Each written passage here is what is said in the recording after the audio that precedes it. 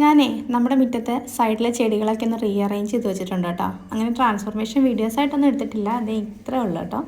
പിന്നെ ഞാൻ മുൻപൊരു വീഡിയോയിൽ സെൽഫ് റെസ്പെക്റ്റിനെ കുറിച്ച് പറഞ്ഞിട്ടുണ്ടായിരുന്നേ.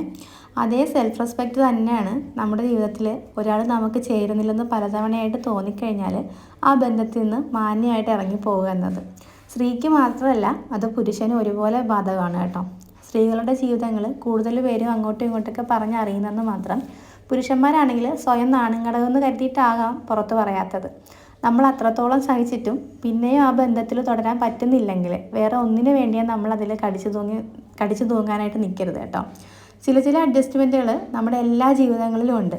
എന്നാൽ നമ്മൾ മുഴുവനായിട്ടും നമ്മളല്ലാതെ മാറുന്ന, നമുക്ക് ദുഃഖം മാത്രം സമ്മാനിക്കുന്ന ബന്ധങ്ങളിൽ നിന്ന് ഇറങ്ങിപ്പോരുന്നത് തന്നെയല്ലേ നല്ലത്.